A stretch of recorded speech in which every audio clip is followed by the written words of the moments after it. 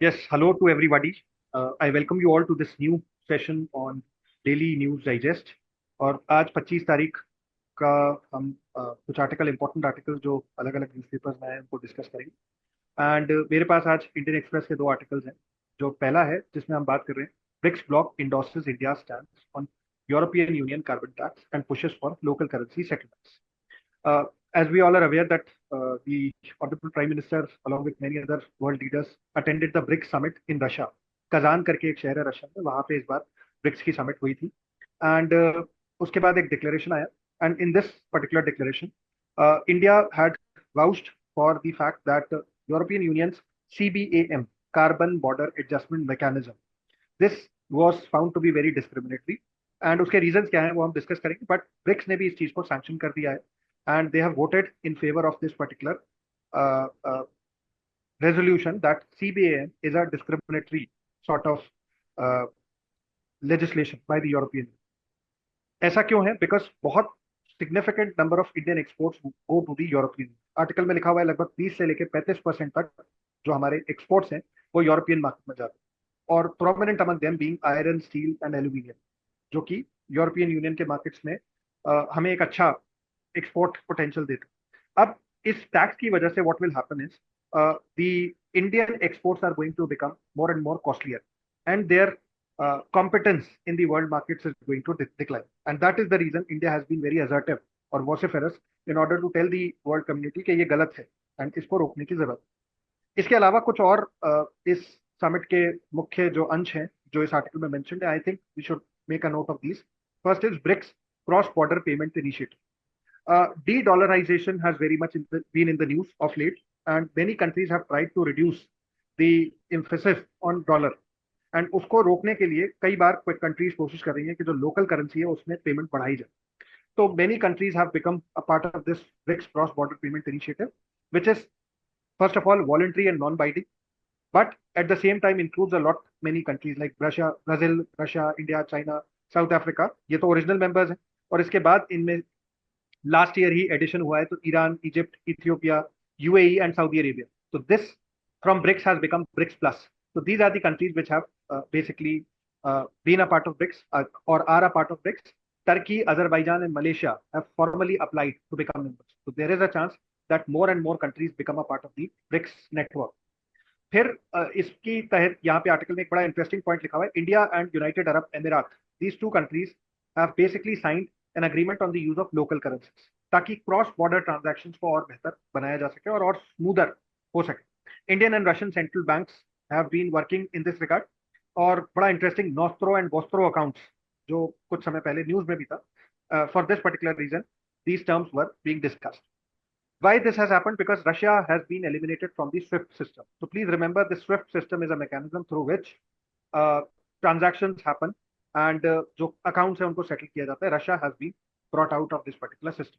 एक और term जो मुझे इसमें आर्टिकल में अच्छा लगा वो है IMF's currency composition of official foreign exchange reserves, which indicate a gradual decline in the dollar's share of central bank and government foreign reserves. So you can see that other countries' mark is increasing.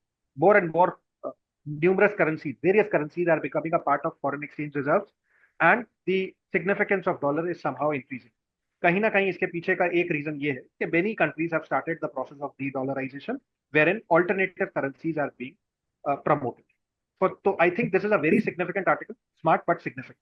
Sir we can also say that this CBM is a sort of non tariff barrier, वो भी तो क्या कहा जा सकता है। बिल्कुल कहा जा सकता है sir, this is a very good example of a non tariff barrier. और कार्बन बॉर्डर, तो बेसिकली यूरोपियन यूनियन का एलिगेशन है कि हम कोशिश कर रहे हैं कि कार्बन के ऊपर जो भी कार्बन के ऊपर कार्बन का एमिशन करेंगे उनके ऊपर एक टैक्स लगाया जाए। But ultimately we have to realise this fact that developed and developing countries have numerous different aspirations. तो you can not, there is no level playing field for everybody. Developing countries need a greater amount of time in order to adjust to this new world order, and for this reason India has very assertively said that we are not going to accept this. इससे related previous year में भी एक question आ चुका है जो मैं दिखाना चाहता हूँ, नॉट डायरेक्टली रिलेटेड बट किस तरह से इंटरनेशनल अग्रीमेंट्स पे क्वेश्चन आता है। 2023 का एक क्वेश्चन है जिसमें यूनाइटेड स्टेट्स और यूरोपियन यूनियन के बीच में एक trade and technology council agreement sign हुआ। अब ये अपने आप में ये अग्रीमेंट भले ही कितना रेलिवेंट हो या नहीं, but the point I am trying to make here is even those agreements CBAM, it does not directly deal with India. It is a tax which has been imposed by European Union, but UPSC can ask it because it was in the news of late. So I think students should make a note of such important international agreements. एक और article जो आज news में रहा है, flagging rise in deep fakes, Delhi high court asked centre to form committee to regulate technology. इसमें I think first of all students should understand as to what this term deep fake is, because this term has been in the news since the last couple of years. AI के आने के बाद से artificial intelligence और machine learning, इस तरह की जो लेटेस्ट टेक्नोलॉजी है, इनके आने के बाद से what has happened is there has been a rising concern that morphing of images has been taking place, and many people have complained against this, but there's no full-fledged law or provision in order to tackle this particular issue. तो Delhi high court ने अभी recently centre से आग्रह किया है कि आप एक कमिटी फॉर्म करें, इंस्ट्रक्ट किया है, नॉट आग्रह, इंस्ट्रक्ट किया है कि आप एक कमिटी फॉर्म करें ताकि टेक्नोलॉजी को ज्यादा अच्छे तरीके से रेगुलेट किया जा सके. And I think this article, the terms which are used in this article should be used by the students in their answers, because AI definitely is a very important tool, very significant tool, but at the same time, what we need is ethical AI. Even the Prime Minister has talked about a lot about this ethical concerns associated with AI. So I think ethics के point of view से this article is quite valuable. Now I would like to invite Gani sir to take this discussion forward. Thank you sir. आज दो article काफी important लगे मुझे exam के point of view से. एक तो ये है, the first is from the Indian Express. Justice Sanjiv Khanna is going to be appointed as the next chief justice of India.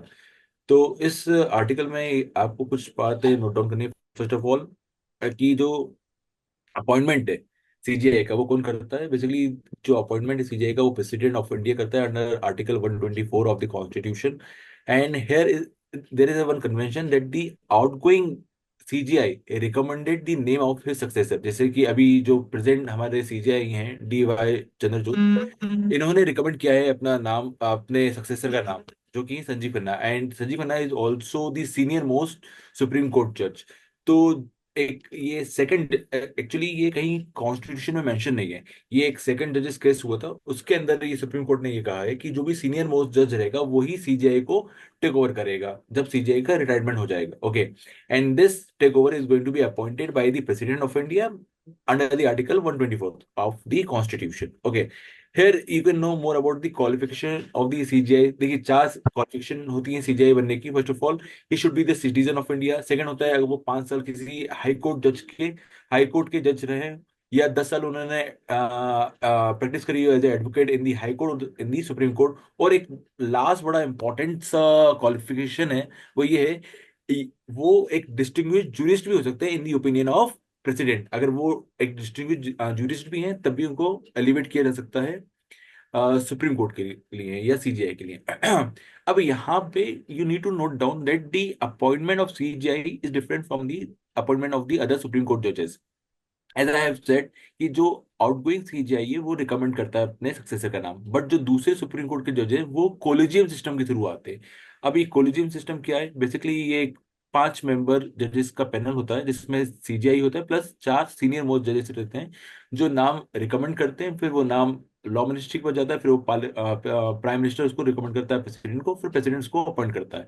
तो वो कोलिजियम सिस्टम के थ्रू आता है. Again collegium system is nowhere mention in the constitution of India. थोड़ा और collegium system के बारे में आप जानिएगा. यहाँ पे अगर हम सीजीआई की बात कर रहे हैं तो CJI apart from his adjudicatory role he also have some kind of administrative powers. And this power is also known as the master of roster. जो सीजीआई रहता है वो बेसिकली जितने भी केसेस है, कौन सा केस किस जज के पास जाएगा, वो ये भी डिसाइड करता है. And CJI also decides the number of जजेस that will going to hear the case. So एक ये बड़ा क्रिटिसिज्म है सीजीआई के ऑफिस का, that he can influence the result by simply choosing the जजेस that he think may favour a particular outcome. So this could be the criticism of the CJI office. यहाँ पे एक removal का process और आप देख लीजिएगा कि how we can remove any CJI और एनी सुप्रीम कोर्ट जज. बेसिकली अगेन पार्लियामेंट्री कमेटी बनती है जिसके अंदर 2/3 मेजोरिटी से आप इम्पीचमेंट का प्रोसेस फॉलो करते हैं, और फिर वो अगेन ही is going to be remove by the president of India. Okay. और लास्ट थिंग इसमें जो ग्राउंड है, किस बेसिस पे हम किसी भी सुप्रीम कोर्ट के जज को या सीजीआई को रिमूव कर सकते हैं। अब बेसिकली यहाँ पे दो ग्राउंड देके रखे हुए हैं, एक ग्राउंड है मिस बिहेवियर का और इनकेपेसिटी का। ये दोनों ground article 124 of the constitution में मेंशन है, ठीक है। और अभी 2019 में आई गेस एक सुप्रीम कोर्ट का वर्डिक्ट आया था जिसमें ये कहा गया था कि जो सीजीआई का जो ऑफिस है वो भी अंडर आरटीआई आएगा, राइट टू इंफॉर्मेशन एक्ट के अंदर ये आएगा। Okay, that's it in this information. यहाँ पे कुछ क्वेश्चन आए हुए भी हैं जुडिशरी से रिलेटेड या सुप्रीम कोर्ट से रिलेटेड। ये 2021 में एक डायरेक्टली क्वेश्चन आया था हाई कोर्ट से, सुप्रीम कोर्ट से related. Now moving on to the next news of the day. अब ये जो न्यूज है, सेबी चेयरपर्सन बुच इसके पार्लियामेंट पेक संबंध। अब यहाँ पे ये पार्लियामेंट्री अकाउंट कमेटी जो है ये आपके लिए इंपॉर्टेंट है। Just try to know more about the parliamentary account committee. एक कमेटी क्या है, कितने मेंबर्स होते हैं। बेसिकली ये सबसे पुरानी कमेटी है। ये more than 100 years old committee है। It was first introduce in 1921 by the government of India Act 1919, जिसको हम मॉन्टफोर्ट रिफॉर्म्स भी कहते हैं।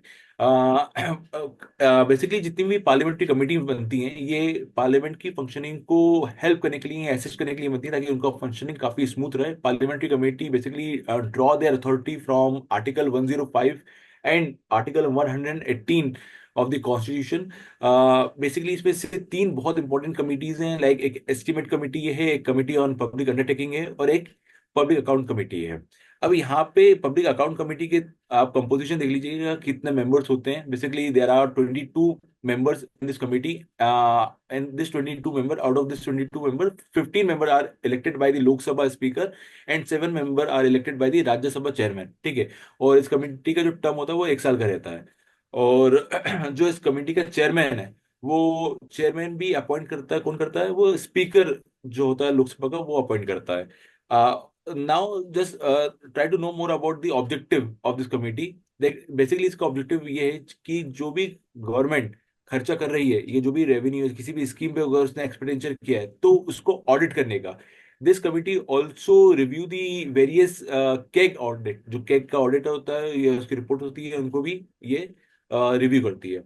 और इसका जो रिकमेंडेशन है, मान लीजिए अगर रिव्यू किया उसमें कुछ एरर दिखा इस कमेटी को, तो इसका जो रिकमेंडेशन है ना वो सिर्फ एडवाइजरी नेचर का है, वो बाइंडिंग नहीं है। So ultimately the parliament can take the final decision. This PAC committee can only advise on any issue. Okay. So, or acha, one more thing in this parliamentary account committee, the name is nowhere mentioned in the constitution. ये constitution mention नहीं है। Basically, this committee is constituted every year under the rule 308 of the rule of procedure and conduct of the business of Lok Sabha। तो एक rule of procedure में ये mention है, कहीं constitution में mention नहीं है ये चीज, ठीक है। गणेश सर, और एक क्वेश्चन आया था शायद यूपीएससी पास्ट ईयर में कि कौन सी ऐसी कमेटी है जिसमें लार्ज सबसे ज्यादा मेंबर्स होते हैं? क्या आपको ध्यान है कौन सी है वो? यस सर, सर उसमें एस्टिमेट कमेटी है जिसमें 30 मेंबर होते हैं, वो सबसे ज्यादा मेंबर्स होते हैं। जैसे कि मैंने आपको बताया कि इस कमेटी में 22 मेंबर होते हैं, यूजली 22 मेंबर 21 मेंबर रहते हैं कमिटीज के अंदर। और जो एस्टिमेट कमेटी है हमारी, उसमें सबसे ज्यादा मेंबर होते हैं, उसमें 30 मेंबर्स रहते हैं, ठीक है। और ये पार्लियामेंट्री कमेटी आजकल काफी इंपॉर्टेंट हो गई है। रिसेंटली काफी एग्जाम्स में कई बार इस कमेटी पे क्वेश्चन आ चुका है, मेंस में भी क्वेश्चन आता रहा है इसके अंदर कि इनकी सिग्निफिकेंस पे। तो इसको स्टूडेंट थोड़ा सा और फोकस फोकस कर पढ़े इस टॉपिक को।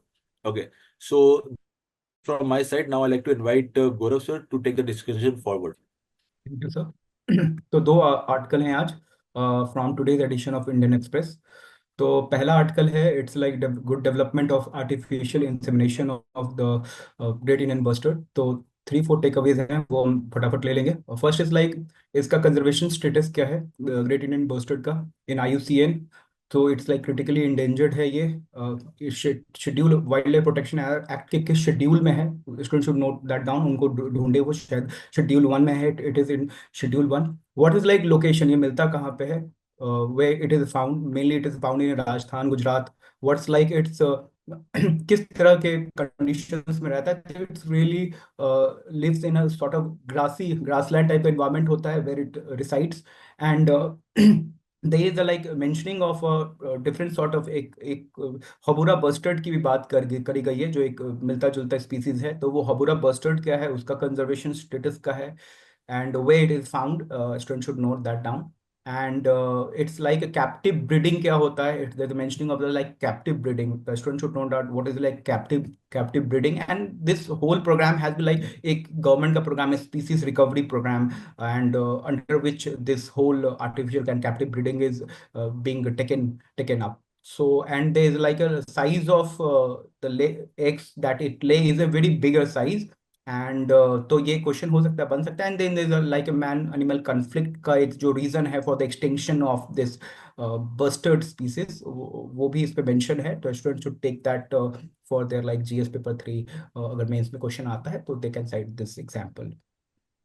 सर इसमें काफी एक इंटरेस्टिंग सा फैक्ट है कि जब इंडिया को इंडिपेंडेंस मिला 1947 में, तो पिकॉक को जब हम डिक्लेयर करने वाले थे नेशनल बर्ड, उससे पहले ये बात चर्चा चली थी कि हम ग्रेट इंडियन बस्टर्ड को हम नेशनल बर्ड डिक्लेयर करें, बट फिर वो बन नहीं पाया। बट देन पिकॉक उसका नेशनल बर्ड बन गया हमारे देश का। इट्स लाइक मेरे लिए भी नई information. And then one more thing I can share that government का एक अपना प्रोग्राम चल रहा है, integrated development of wildlife habitat. उसके अंदर ये कंपोनेंट है, लाइक रिकवरी प्रोग्राम एक कंपोनेंट है जिसमें 22 क्रिटिकली इंडेंजर्ड स्पीसीज हैं, lion, tigers and this like bustard. उसके लिए ये प्रोग्राम चल रहा है कि उसकी पॉपुलेशन को कैसे बढ़ाया जाए। तो integrated development of wildlife habitat, इसके बारे में स्टूडेंट जान सकते हैं, एंड दे शुड लाइक वो गूगल करें एग्जैक्टली ये है क्या। ठीक है, moving to the like next article. uh,